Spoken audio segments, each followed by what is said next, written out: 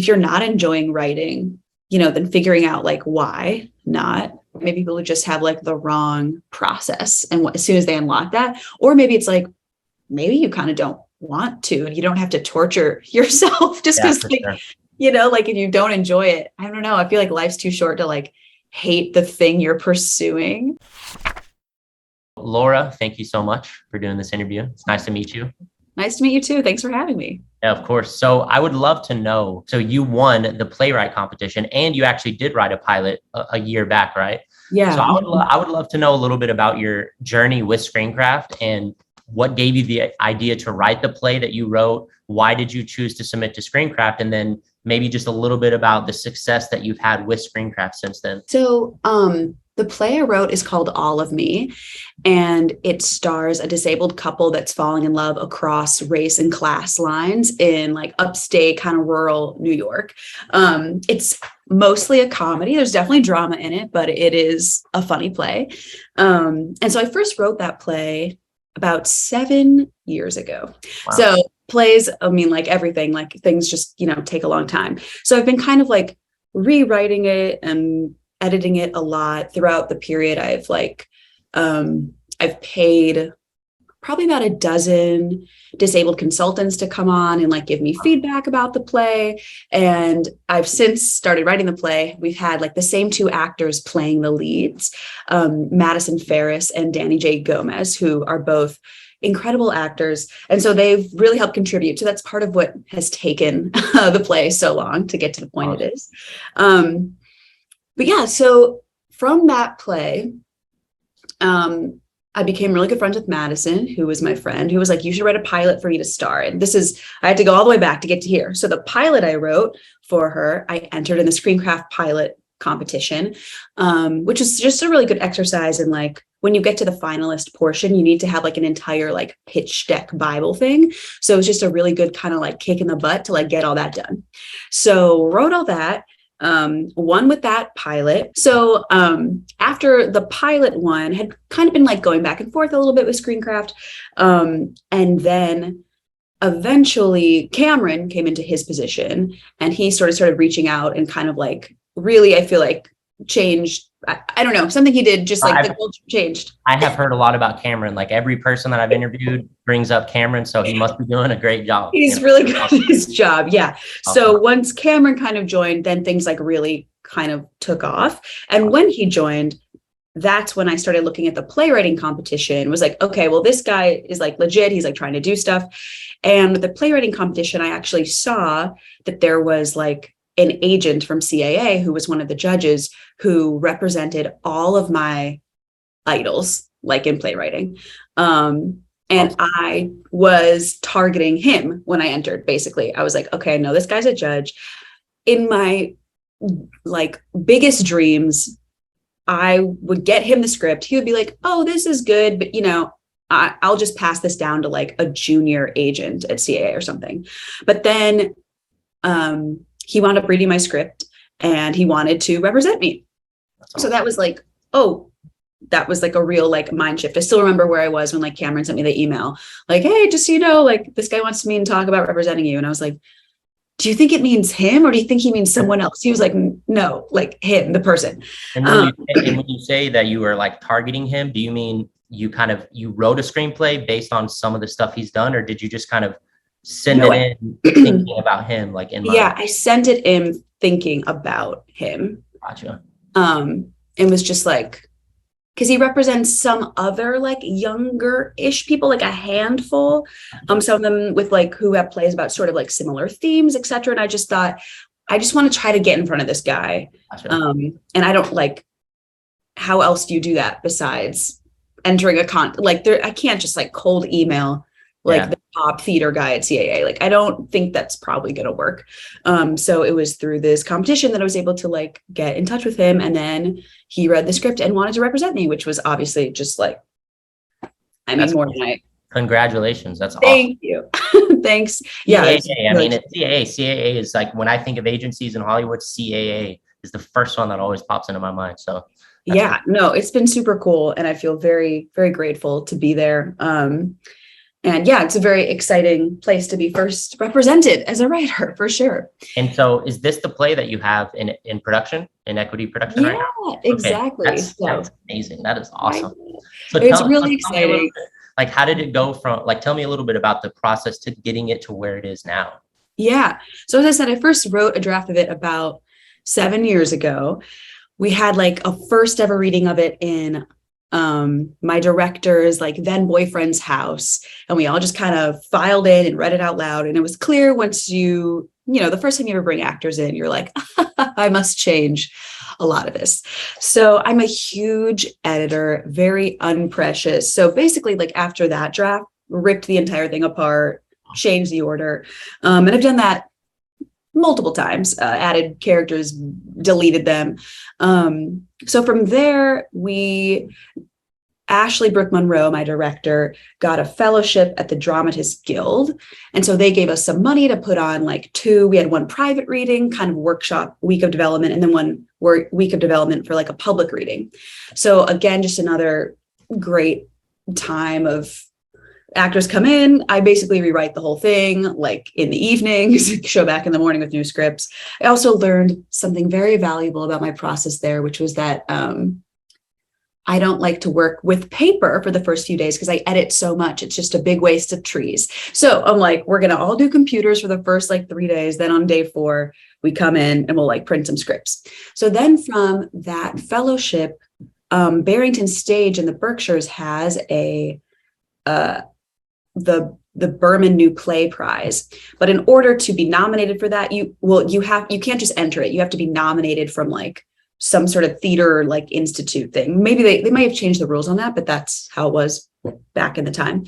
And so the Dramatists Guild was nice enough to write us that recommendation.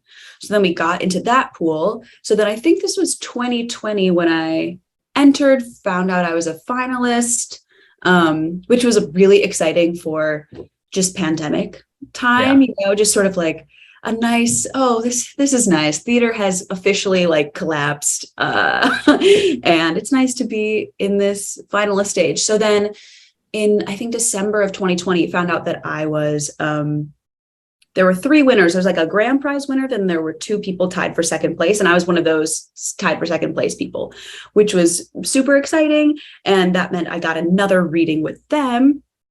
And then sort of once you have the reading for them, there's an option. They might want to option your work. So we had a reading. It was on Zoom. And I was like, oh no, no one's going to want to do the play. Because another feature of my play is that my 2 disabled actors are using text to speech to communicate. So it's like the Stephen Hawking voice is what everyone thinks of. So I was worried that wouldn't, it's really amazing in the room. And it's, people seeing it are oh my God, this is so funny and all these things. But I was just worried that over Zoom, it just wouldn't be that clear. But luckily, it still translated. The theater loved it, and they wanted to give us another in-person reading opportunity and wanted to program the show. So we had in New York, we had this, they flew everyone out who needed to be there. We had another great in-person reading, and that time was very exciting because I had my agent then. So he was able to bring in literary directors of other theaters, people that I, again, could not get access to by myself. So it was really cool to see it all working, Yeah. And then from that reading, now that's much closer to the version that we'll be putting on this fall. So yeah, it took a long time, but it was definitely worth it. And for me, definitely worth I'm glad this is the draft that's being put on. Gotcha.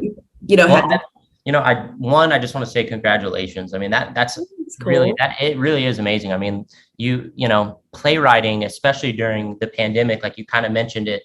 I'm sure there was that moment of oh man, what's the future of theater? What, with this pandemic and stuff, how are we going to even put it on? But to push through that barrier and to keep pushing with your play and your process, you're talking about rewriting it over and over. And even going back, you said you brought consultants on. So in a minute, I would love to delve a little bit in, because now I have a good framework of the journey with ScreenCraft and how you got there. But I would love to go back because I'm actually an aspiring screenwriter. I'm not super familiar with plays. It's really interesting to me, plays. It seems like similar, but a completely different beast to tackle. One of my favorite screenwriters is Aaron Sorkin. He actually, started in plays, and I listen to talk about plays too, and it gets me so interested. But I would love to know a little bit about maybe like how you got started. Like, I'm not sure how long you've been writing, but what got you into it, and why playwriting specifically? Yeah, I think I grew up as a kid. My mom helped found a community theater, like a couple blocks away from where I grew up in the suburbs of Chicago. And so that was sort of like my entire childhood was me and my whole family, like doing this community theater. And we would help make the programs, we would sort all the costumes. So I got to do, besides like performing in it, just all the behind the scenes stuff. Like it was just the most fun. From that, I did a lot of theater in high school. And what's interesting, I think, for everyone who wants to be a writer is like, as a kid growing up, every opportunity is pretty much for acting. Like no one's like, hey, does anyone want to write the school musical? It's just like, you can audition for the school musical, or you could work, on crew or something like that. But like, people don't really, there's a couple of contests and things, but it's like every school puts on a school musical. Like not every school is like trying to get people to write plays for them. So I think it's pretty natural. Like I'm also still an actor, but I think it makes sense that a lot of like playwrights acted a lot but I was also writing all the time as a kid, just never plays. And then I went to Northwestern to major in theater, and they're like really exposed me. Like up until that point, I'd basically been seeing just like big musicals. Like that's kind of all I knew about theater. And then when I got to Northwestern, it has so much student theater. You could see like 5, I'm not even exaggerating, like 5 productions a weekend of like, there's all these different student boards, and there's like the school shows, like the MFA shows. There's just so much theater to see. I saw more plays. I could see more plays in a weekend than I like ever had growing up, honestly. That must have been really fun.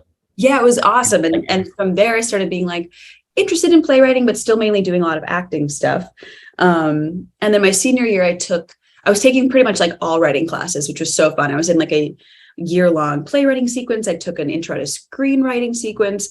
And then I was the head writer, the co-head writer of WAMU, which is like the largest student musical in the US, I think. And that was like an insane time there's this class where you have 50 people that are all writing the musical together in sections, which is like a very insane way to write a book musical. And then me and my co-writer's job was to like take all of that and try to make it all like make sense.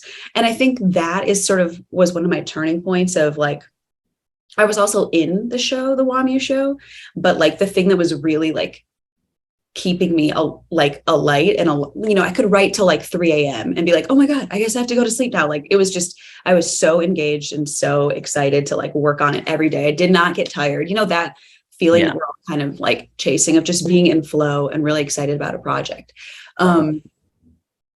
What was your question again? Have I gone? You just asked if I'm interested in playwriting. How you got into it, which made perfect sense that you grew up around it. You were a part of it since it just kind of happened organically.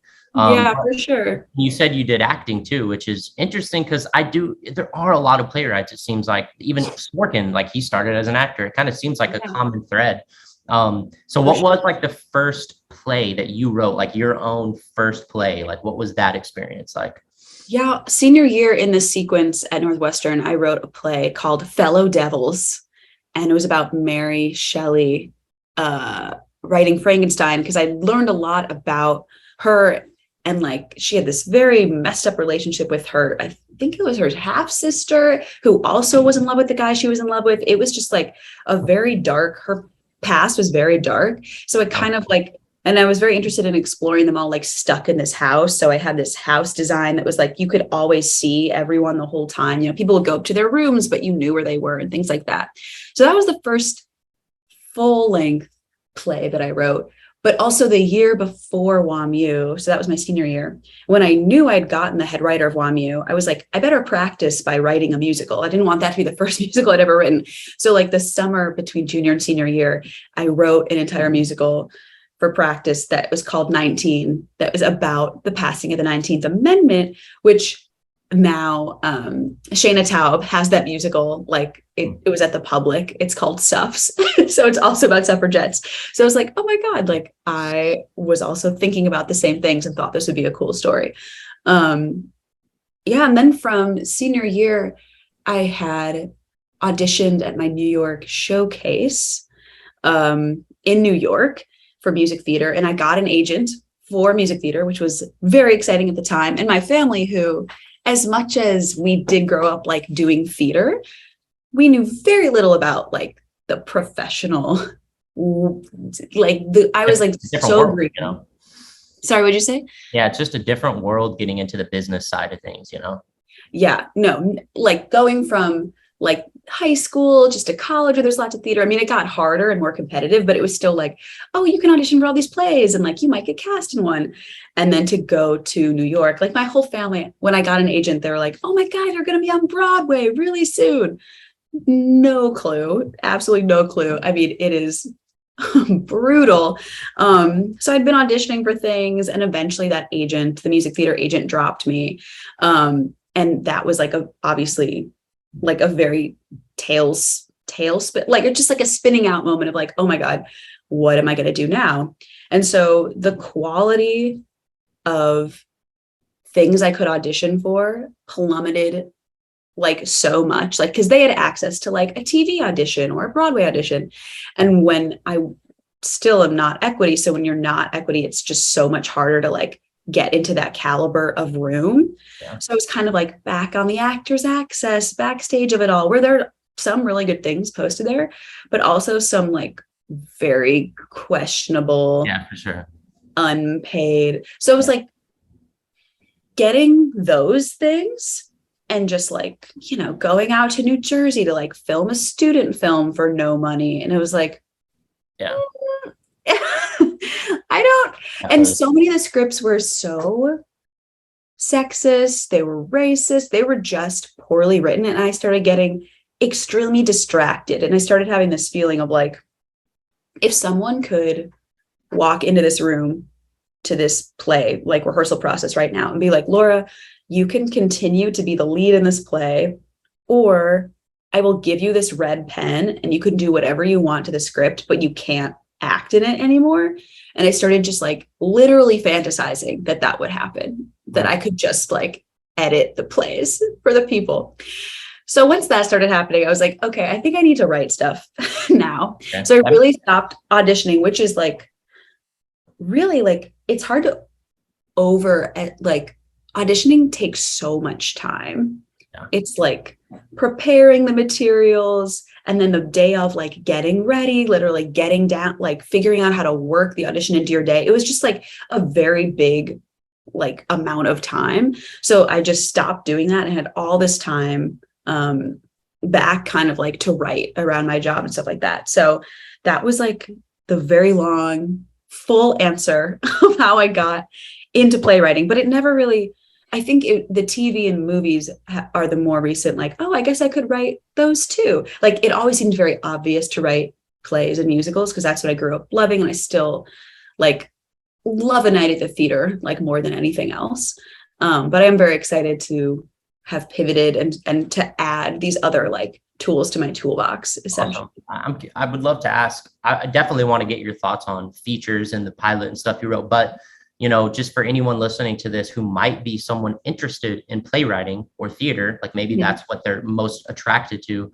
The first thing I would like to ask is, what are your thoughts on like the state of theater right now? Like what do you think it looks like for the next like 10 years? If you had to just kind of, you know, throw your thoughts out there. I always love to get people's thoughts on this stuff. Wow. I feel like this is a shocking moment. This is the first time in my life anyone has ever asked me this question. Like, it feels like a real milestone. Someone wants to know my thoughts. Yeah. I mean, theater for the next 10 years. It's good to get the perspective because it's obviously things are changing, but for people, I mean, theater is just such a different thing than screenwriting and making the movie. Going to a play is so different. To me, there's something so beautiful about theater that you can't capture with cinema. It goes both ways. So like, what are your thoughts on like, where is this whole thing going? And for people who are just actually, no. I mean, I feel unqualified to answer this question, but I'm going to try, which is the things I feel like it actually seems sort of similar in some ways as what's happening to like movies where things are either, you either have like the Avengers or like something really tiny. Yeah. And that sort of feels like the vibe of New York and theater, which is like almost everything that comes to Broadway is now like based on a movie. It's like these really tried and true properties. Like we're doing Mean Girls, we're doing The Devil Wears Prada, like stuff that's just, we know that there is an audience for this. It's either sorry? Yeah, the IP is already there. Like you already have built an audience. Yeah, which is just like honestly really similar to film and TV. I mean, even all these limited series that are like based on like reality that's so popular. But so either things are like movies or movies turn into musicals, or I feel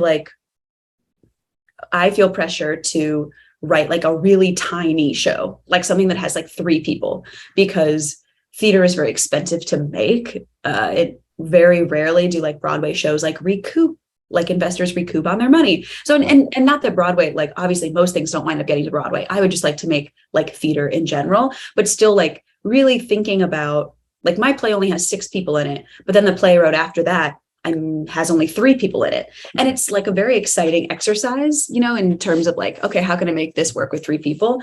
But I think it is weird to be in a spot as a creator where you've just got your producer hat on, like so early in the process of like, I better just do this with 3 people. I mean, but then of course, again, back to the big properties, there's something like the new Tom Stoppard play is like a sprawling, I don't even know how many people are in that cast, like 24-person play or something like that. So it's like similar. If you have the name, you can kind of do these giant like things. Other than that, people are, I feel like, keeping it small. But that is very general. And I also haven't lived in New York in like over a year now. I was gonna like, what is the indie theater community like in New York right now? I remember like years ago, I kind of like met someone that would put on his own plays in New York. Like, and he obviously had money. I don't know. He had money. He would just, he would produce his own plays. He'd rent out a theater and just do it for passion and not for the money. But it's been years since I even connected with that guy. And I'm curious, like after the pandemic and stuff, what does it look like in New York right now for trying to, like, if you wanted to write a play and put on a small production, like what is the opportunity for that right now? Yeah, I don't really know, because I haven't lived in New York full time since I moved during the pandemic. Yeah. So basically before the pandemic, people like often find a way. Like I also self-produced 2 plays in festivals, but with these like absolutely minuscule budgets that, I think there were like a lot of theatrical kind of reckonings during the pandemic, and places like The Flea being like, this doesn't work if you don't pay actors. Like there's just kind of these movements, and there's still ongoing movements of like, you have to pay your artists more. So I feel like what I was doing was very the pre like 2020 era stuff of like, I was only paying my actors like a little $200 stipend. Thank you so much for like being in rehearsal this whole time. But it's like, because it was literally coming out of my bank account. So but that's always a thing of, there's always artists who like can't get their stuff done in a big theater who just want to make it with their friends, but you still got to pay your friends something. So I feel like that still probably exists, but institutions have, I even know, some places playwrights don't get paid until like the show opens and you get a cut of the box office. So some people are starting to implement paying their playwrights for like the rehearsal process, or things like that have started shifting. I think people are like, with every other job, with rents going up so much, there's a lot of theater contracts that still like, even if you book one of the jobs in New York, like you might not be able to pay your rent, which is really sad.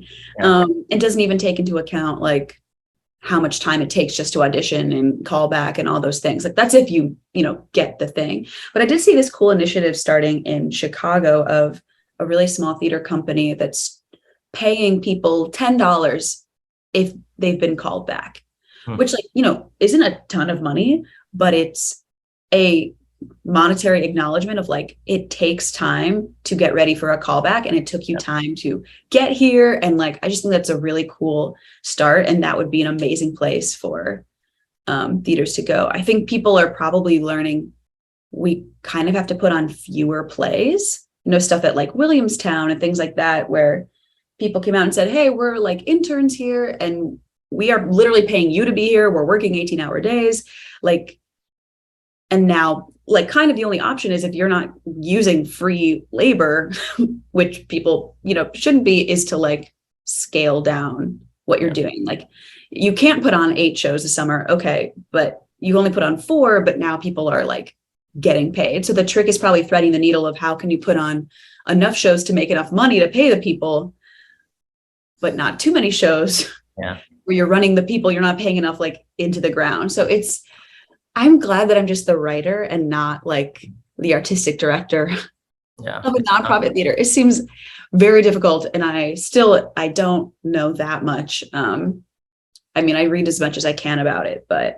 So it's like all of this stuff a little bit why you're moving to writing features, like working on getting into feature writing and movies and TV. I think like there is 2 elements, and one of them is that I'm genuinely just like love all forms of writing. I think it's so fun. And to me it all kind of works in like a recycling shaped wheel of like, I'll work on a play and I'm like, oh, this would be fun to put on.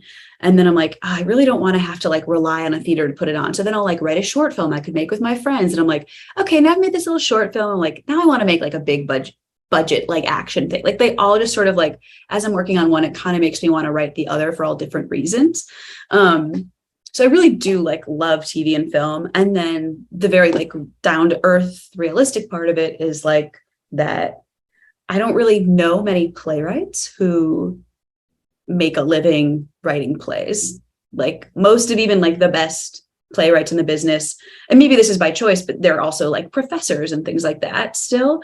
So it just felt like it's a very steep climb you have to be produced at so many places like every year. Like it's just very hard to be like, I'm only a playwright, where there's just like a lot more money in TV and film.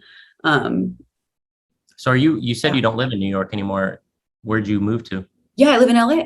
Okay, cool. Yeah, just curious. So you came out to LA. It's a big change, big move. Came out to LA. Yes, exactly. Awesome. So you said you've written 2 features, or you're working on your second feature?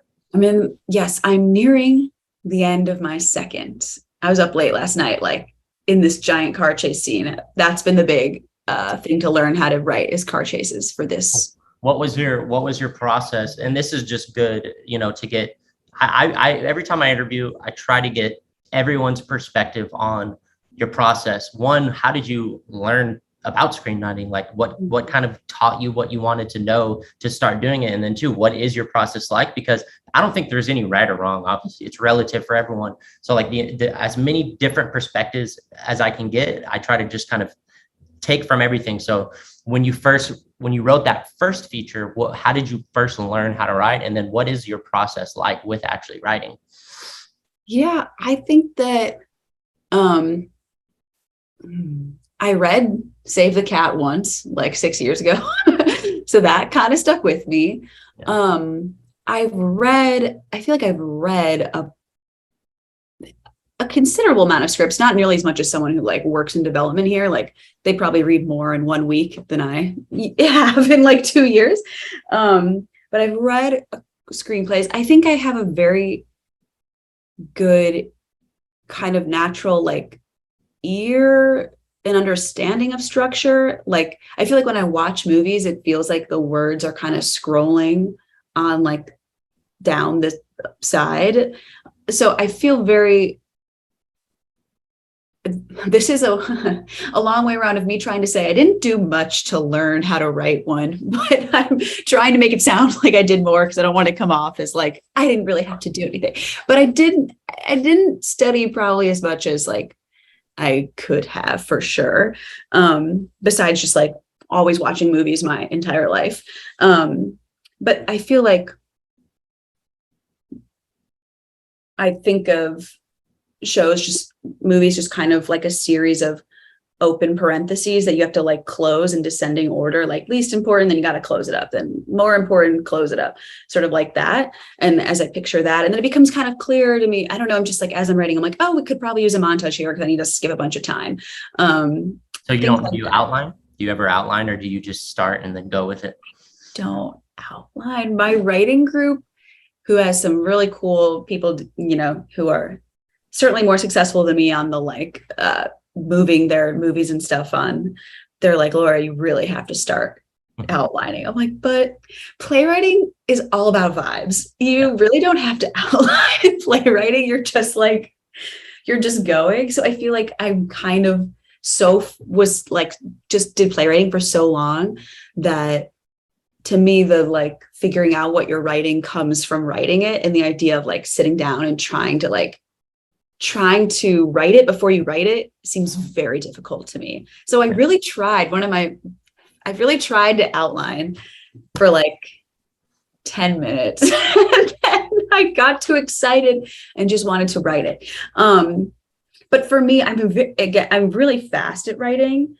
So I will have moments where, you know, I'm like 30 pages in, then I'm like, oh, that character should be a doctor. Then I just go back and like fix it as it all starts, kind of like all the pieces move around in my head. Or I'll make like little notes to myself of like places I want it to go. But normally I really love figuring it out as I'm writing. And again, as I've said a couple of times, I feel like obviously that's not going to work if you're a very precious writer, or if it's like really hard for you to like get to the page and it feels like you need to know exactly where you're going. But I kind of love just like having a general idea and then basically seeing what my characters do. Because oftentimes I just feel like I'm transcribing like what they say.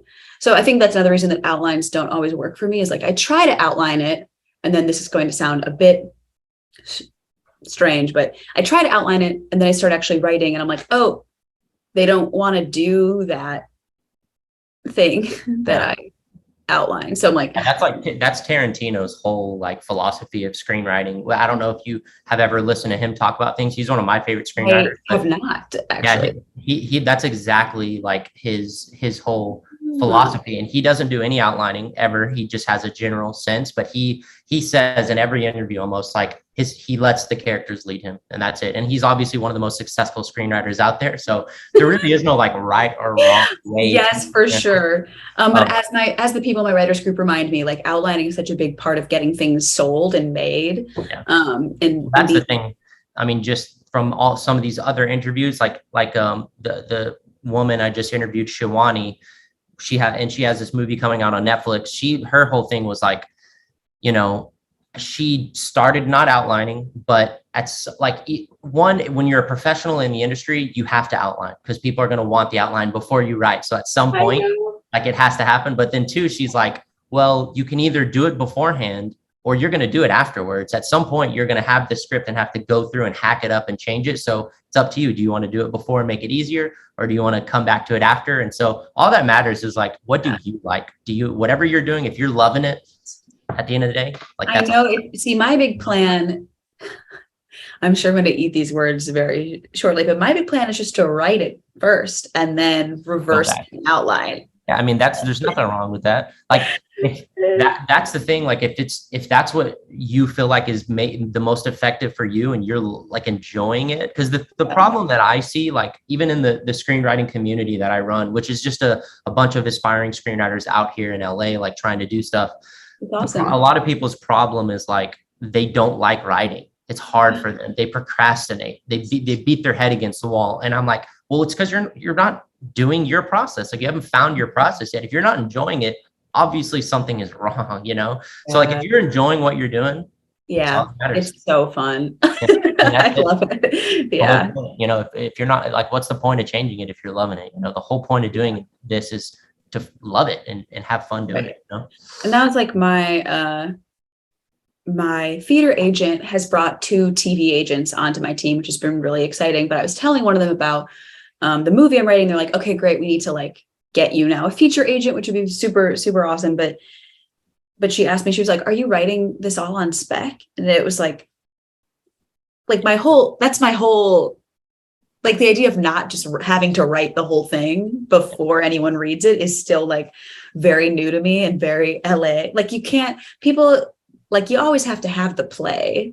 Like very infrequently, at least that I know of, can you like pitch an idea for a play? Like people want to read the play. So I feel like that's still like just one of the main LA, New York differences, playwriting that I'm like getting used to, which still, it really doesn't make a lot of sense to me. Like why you would want to take a whole pitch on a pilot instead of reading the pilot is like pretty like doesn't quite make sense to my brain yet.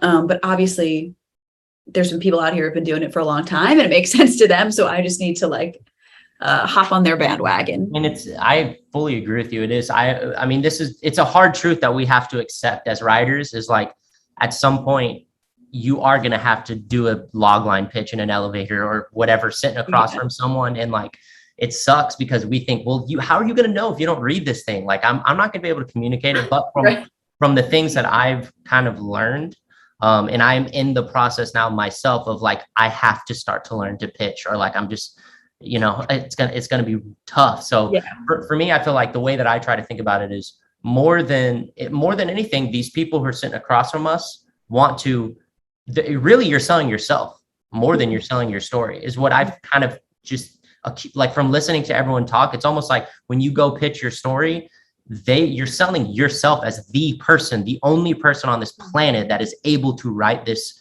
pilot or write this feature. So more than your story, it's like, and ideas aren't that valuable. The execution is valuable. So when you pitch, it's like you're selling yourself. And if you can get them excited about you, then, they'll let you. Yeah. But I still think that key is why it confuses me still, because right. If execution is because a million people can pitch Interstellar and it can be horrible, but if you know what you're doing, so that's why it still confuses me.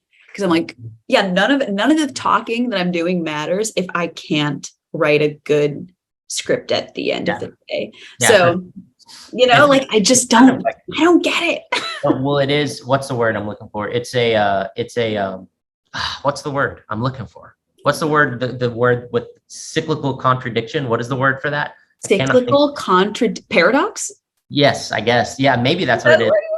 It is a paradox, right? It's a paradox. Like it really is like exactly what you said. It's like you can be the best pitcher in the world, but suck at writing. Or you could be the best writer in the world and suck at pitching. Both matter because unfortunately in the industry, there's not many opportunities. People are just going to read a spec. I mean, that hardly ever happens these days. So you're going to have to pitch it. But, but then again, it's like some of these producers out here might be missing out on the best screenwriter that they'd ever hire because they don't know how to pitch. It sucks. It sucks. It's part of the industry, I guess. It's so strange to me, but yes. I'm curious to know, coming from playwriting, to me, it's something that always interested me about plays was the focus on character, obviously character and dialogue. Listening to like Sorkin, again, just going back to him talk, his whole thing is dialogue, love it or hate it. Like some people love it, some people hate it. But like his whole thing is dialogue and the characters and intention and obstacle and all the stuff he says. How do you see the differences in like writing a feature and writing a play? It seems like in a play, there's more room to just have people talking for 20 pages. But in a feature, it's like, if you're Sorkin, you can do that. But like, what are your thoughts on these two differences? And how do you approach developing characters and dialogue and everything? The main difference I'd say is, I love in playwriting, I'm always trying to figure out like, how can I have as few sets as possible? And it's not that, people put on plays with 100 sets and everyone gets creative and stuff like that, but that's just like not really where my brain goes. I'm like, all right, that's why there's so many, the living room play is like, so you're just like in a living room and all this crap is going down between a whole family. So I think about, because it's really about length, because in plays, like short scenes usually feel very bizarre. Like sometimes people who want to write plays, but have written movies will hand me these scenes that are like 4 lines, it's like they're riding bikes and then it's like they're back in a living room. Like that is a movie. That's a movie. Not that you can't do it, but it's gonna, like, imagine you're sitting in the audience and a scene for 4 lines happens and like it goes dark again. They have to rearrange all the furniture. Like it'd be very bizarre. So I think it's definitely mostly about really having the freedom to, I love, and just as fun it is to try to imagine like, okay, why is this all happening in this one space for a play? The opening up of screenwriting to be like, I can set it anywhere. Like in playwriting, you can't really have like a mailman just appear and then leave. Like you can, but someone has to double as it, or like the mailman has to be a very large part in the show. Like there was a whole year of plays where like a bunch were getting produced that just randomly had like pizza delivery men who wound up having like big parts in this story. Like I saw multiple pizza delivery man moment plays. And in screenwriting, it's just like, where should I move? Like if I'm writing a scene and I realize like, oh, this is like longer than, 2 pages or something, or it's hitting 2 pages. I'm like, is there somewhere else they should move? Is there something else that should be happening? Should someone else be walking in? Because that's like, and similarly, people who've maybe like written plays and I'll read their screenplays and like people are just hanging out in a backyard for 10 pages. And I'm like, right, there are really no rules. You can't do anything, but I'm like, this feels like a play. Like this is very strange. Like imagine sitting in a theater watching just people chilling in their beach chairs for 10 minutes. Like that would be very bizarre. Yeah. So it's really about just like thinking about length. As for like developing characters and dialogue, because I don't outline, they kind of just like show up. And then I'm like, ooh, this person kind of looks like this. And then they just start talking. And I'm like, oh, that's cool. Well, do you like, I guess, so you're they're just revealing themselves to you as you write.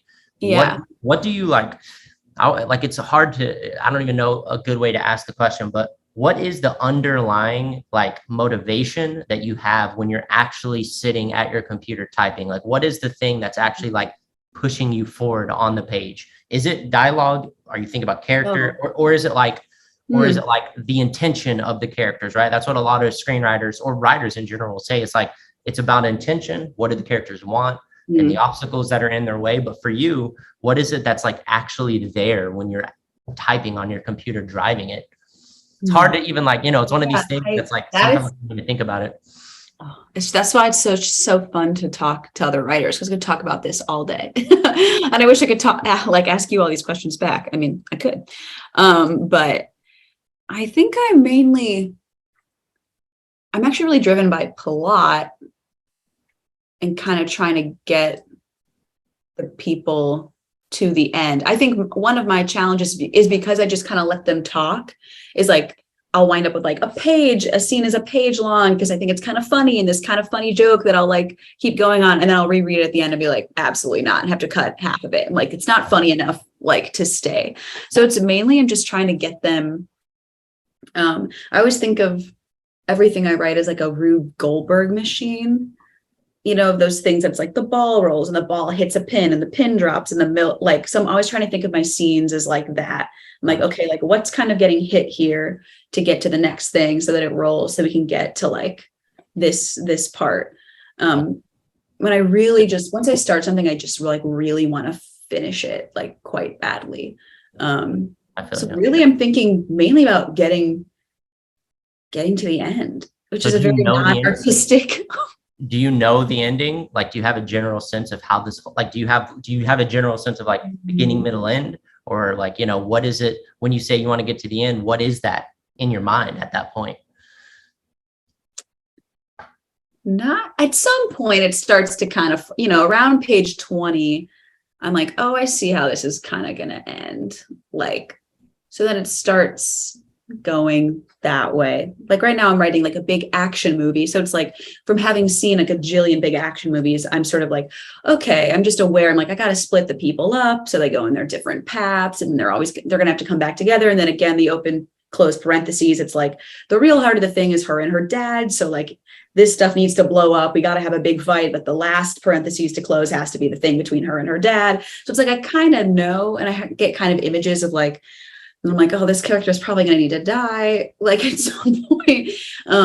But it's pretty amorphous. But I'm like, I know what needs to, once again. That's why it's like by page 20, because I've already been setting up the open parentheses that like And like, oh, okay, so I'm gonna have to end it like that. I'm gonna have to end this one like that, kind of like that, I guess. That's an interesting way to think about it. You said it earlier, but like this idea of, it's like you have your main parentheses, which is what would you say that that's the theme of your movie? Like the underlying theme? Because like the main relationship thing. Main relationship, like, and then within that open, there's all these little things that happen, but it's about closing the whole thing. So you mentioned in this script you're working on now that it's this relationship with, did you say father and daughter relationship? Yeah, sort of. So what is the initial idea? Like, that's the thing too, is like, what even was that the first spark of this script that made you even want to write a script? Yeah, so the script is well, after Roe v. Wade got overturned, I was in the middle of working on another movie. Then I was like, no, pause. I want to do a different movie.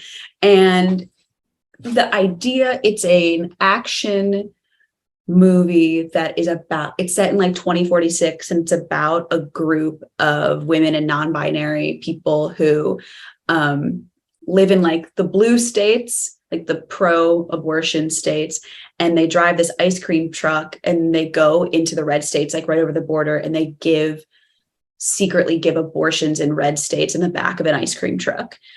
And then they are now, so the main girl, and just like trigger warning, sexual assault stuff, but the main woman in the movie was raped by her father and impregnated by him. And so she has that baby, and they found out that and she escaped from him, but they found out that another girl who's like a teen has been raped and impregnated by him in Texas.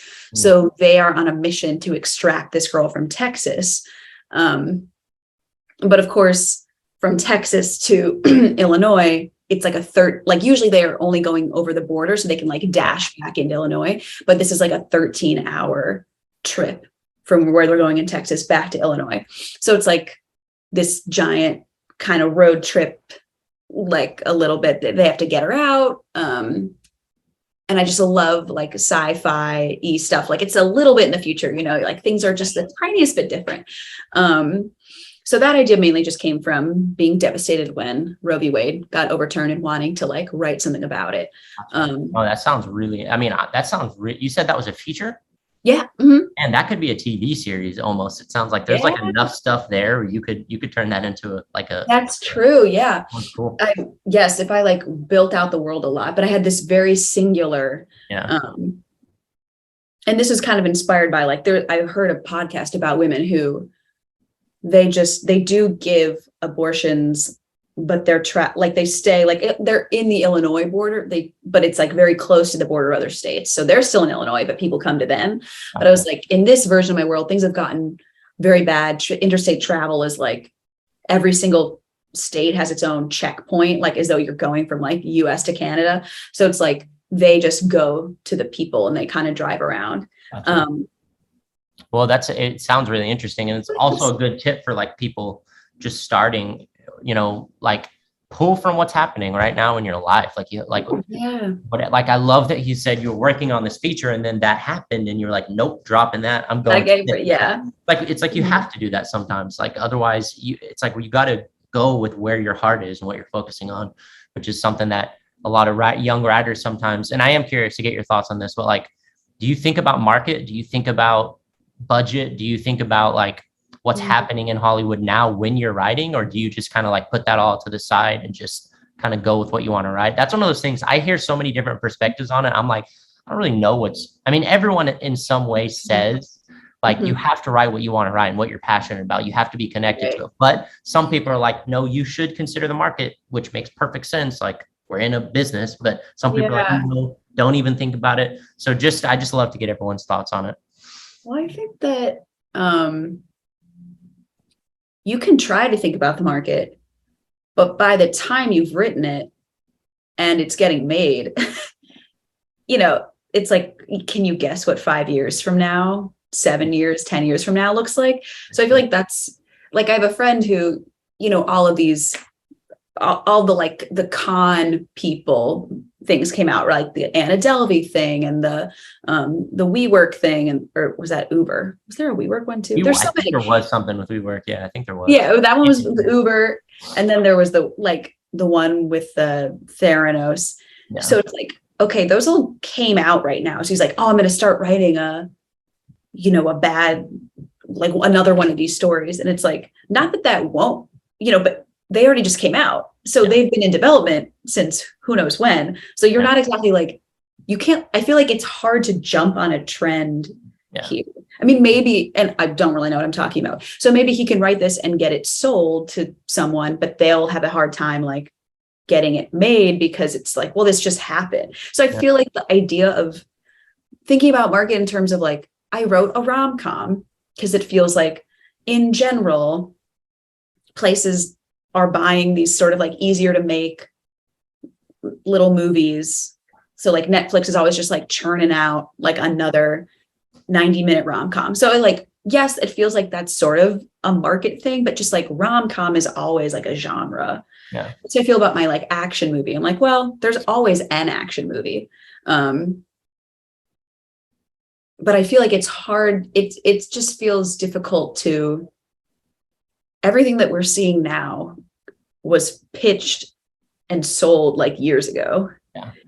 So it doesn't feel like the best predictor. It's sort of like, in roulette, like they tell you like, oh, they're trying to make it seem like science. So they have little signs up that are like, on this board, like 51% of the rolls have been black and these numbers have been rolled multiple times. And you're like, it's like a false idea that information will help you predict the future. Yeah. So it feels just like trying to read a roulette board and pretend like just because of what got made in the past will get made in the future. Yeah. You might be unsurprised to hear I've never sold anything. So, there could be people who are like, Laura, that's terrible advice. Like, obviously, exactly what the market is, but I think good advice because it is true. It changes so much. And even you said it yourself. So you said, which is, I think this is a good way to frame it. You said the Roe v. Wade turn happened and that like gave you this motivation to want to write, but you're focusing on the actual characters and the emotion rather than the political part of it. It kind of sounds like that. I don't know. Yeah, for sure. Like, you're not focusing on the political thing because who knows 5 years from now, like what's going to be going on, like with all that. Right. And if your characters and the emotions and the relationships are strong, then it's like, it's timeless, right? Like it can be made, hopefully, at least in any climate, that's the goal.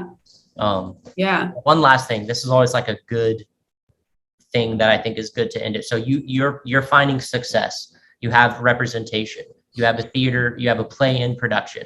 You're working on a feature. So you're obviously much further along than people who are like just starting out. So what last tips or advice do you have for people that are in these early stages where it's very easy to become hopeless? How do you get past that? How do you move past these stages of it? It's hard to see the future, Sure. So any last words of wisdom or any tips, anything that you've gone through that's like helped you, these past few years?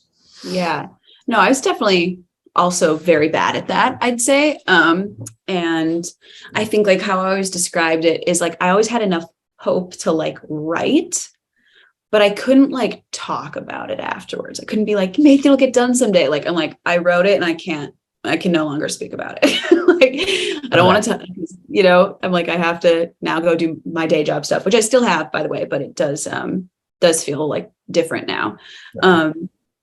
But I think that, that's really tough. I think like probably developing your own, what I was describing earlier is like your own like cycle thing of like, for sure, like write that $120 million like action movie. And then, but that probably won't satisfy everything if you really like want to make stuff. So then writing that, like, how can I, like one of the short film I made was like my boyfriend's parents' house for like 2 days, it's just like, how can I make, so like letting yourself like develop that wheel and be like, it's okay if now I want to do a small thing I can make with my friends. And then like, well, now I'm going to make a big thing again. I feel like having a hand in multiple, like eggs in multiple baskets like that is like a good way to stay sane. If you just keep like cranking out giant movies that can only ever get made if you work with Disney, feels like a hard thing to do. And then, I feel like Right. I like what you said earlier about people who aren't, if you're not enjoying writing, then figuring out like why not. And in some ways, maybe you're right. Maybe people just have like the wrong process. And as soon as they unlock that, or maybe it's like, maybe you kind of don't want to, and you don't have to torture yourself just because like if you don't enjoy it, I don't know. I feel like life's too short to like hate the thing you're pursuing. Yeah. I'm always surprised when I hear how much people like writers don't like writing, because I'm like, I love it. I think it's so fun. Yeah, and way too. It's crazy. Like I get so confused. Are we talking about the same thing? So I don't know, maybe that's like what I used to just like hate going to auditions, and I would, just get mad. And I saw these people who'd love going to auditions. I was like, God, this is stupid. I have to like do my hair. I have to do all this stuff. And I joined this like class to try to make myself audition, which like a lot of writer people do. They join accountability things to make themselves write all these things. And then I finally realized like, oh my God, I just don't want to do this. Yeah. Really, now I still write, and I write parts for myself into things, but like, that's like a weird twist you weren't expecting. Maybe you don't want to be a writer. No, I mean, I think it's really good advice. It's like, it's really good advice that I don't think enough people talk about, which is sometimes you need to think about the deeper aspect of why you're doing this, self-awareness. If you're struggling with it, you might need to change your process. But like you said, maybe you need to ask yourself the question, like, is this really what you want to do? You had the change. Yeah. I mean, you said, you were doing these auditions, and then it just finally for you, it just wasn't working anymore. You had to change it. And now look at success that you're starting to have. So obviously you made the right decision, Well, it's very funny because I was in this accountability group for actors, and then so I was the one who like needed accountability to like go to auditions. Then there were a ton of actors in the group who were like, because people always tell actors, you should write your own stuff. So their accountability struggles were all around writing. And it was so clear to me. I'm like, you know what? You just don't want to be a writer. Like the reason you can't finish reading Save the Cat is because you don't care, because you don't want to be a writer, because you want to be an actor. And then when I finally like held up the mirror to myself and was like, oh my God, I hate auditioning because I don't want to audition, because I want to write. Like, it was just like this very useful, revealing moment that, and I have friends that like people do figure that stuff out. But I think also finding a writer's group with people who you think are good is really cool, because they like, my writer's group has people who like, I don't know how, like some of their like character descriptions are so good. Like, and I'm really bad at that, probably because I don't outline, so I don't really know who I'm writing about yet, but like, they'll just get the most succinct, incredible, like 7 words to describe a person that I'm like, oh my God, I know exactly who that is. Yeah. And like having those people in my group make me want to sit at my computer and like spend the hour it's going to take me to like get that sentence. So I feel like having those people that are like, have such good, you actually think are good around you is like really, really helpful. Yeah. 100%. I mean, that changed everything for me. Myself, the community, like just having a community is completely different. In this community, in this writers community, do you all like swap scripts and give each other notes and feedback and everything? Yeah, so we read like people's 10 pages every week. And people, it's also fun because people are very prolific in this group. They're like bringing in new pilots and screenplays and all kinds of outlines and stuff every week. I'm like, wow, this is awesome. And then, but I would like to mix it up, because I do think at some point you kind of graduate from really needing notes on 10 pages at a time. Because you're like, I know enough to know that these 10 pages are pretty good. Now I need someone who can like read the whole, I need notes on the whole thing. Yeah. I need someone who's going to sit down with these 120 pages and be like, this didn't have a follow through, that you didn't close this loop or whatever. So I'm trying, like me and this other guy have been swapping like full scripts when they're done. So I think some sort of balance of those two is really awesome. Thank you so much for this chat. I would love to connect at some point. Yeah. I'll send you an email with some like details, and I would love to know more about this writers group too. Like if they have any spots opening or anything, like I'm always looking for community to get into. All right. Well, I'll shoot you an email, and thank you so much for this conversation. Yeah. A lot of fun. Cool. Thanks.